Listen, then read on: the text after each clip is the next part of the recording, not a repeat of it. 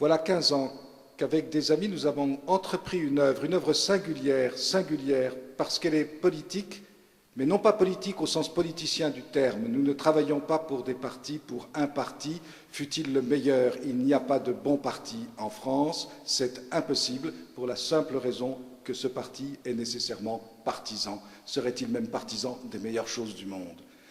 La France ne peut pas vivre des partis ni de la querelle des partis.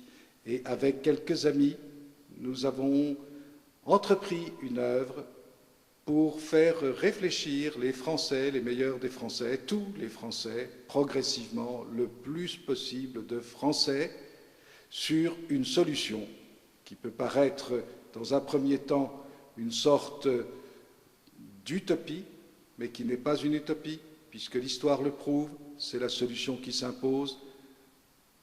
Elle s'imposera demain comme elle s'est imposée dans le passé. De quoi s'agit-il? La France, elle est née d'un principe. Ce principe s'appelle Clovis, c'est-à-dire une unité refaite sur un prince, sur une unité et qui est monarchique, l'apparition d'un roi. Alors, bien sûr, ce n'était pas encore la France, c'était les Francs, c'était la Gaule, c'était la France gallo-romaine. Cette expérience, les Mérovingiens l'ont perdue. Il a fallu la retrouver avec les Carolingiens. Les Carolingiens l'ont perdue et enfin les Capétiens l'ont instituée. Et les Capétiens ont maintenu ce principe d'unité royale autour d'une dynastie qui avait cette caractéristique d'être la dynastie nationale, liée définitivement à l'histoire de France, et l'histoire de France ne se conçoit que dans, par, à travers cette dynastie. Et avec ces quelques amis, nous avons décidé de reprendre cette leçon de l'histoire et de la projeter dans l'avenir, c'est-à-dire de montrer que tous les problèmes qui se posent à l'heure actuelle, dans leurs difficultés considérables, eh bien, ces problèmes pouvaient trouver leur solution par la restauration de ce principe. Nous l'avons fait avec ces amis, ce sont des conférences, ce sont des organes de presse, c'est toute une œuvre qui, depuis 15 ans, a pris de la consistance.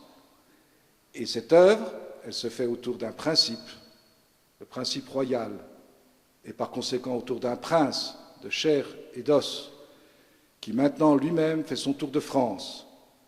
Voilà le travail que nous avons entrepris et le travail auquel nous appelons les Français. Il n'y a pas d'avenir, il n'y a pas d'expérience à vivre encore qui soit une expérience loupée. Qu'avons-nous vécu au cours de ces 50 dernières années? L'expérience d'une monarchie républicaine. Et cette monarchie républicaine fondée par De Gaulle, revisitée par François Mitterrand, qui lui savait de quoi il s'agissait, car c'était un homme qui avait été extrêmement bien formé. Et c'est un homme qui savait où était l'avenir de la France.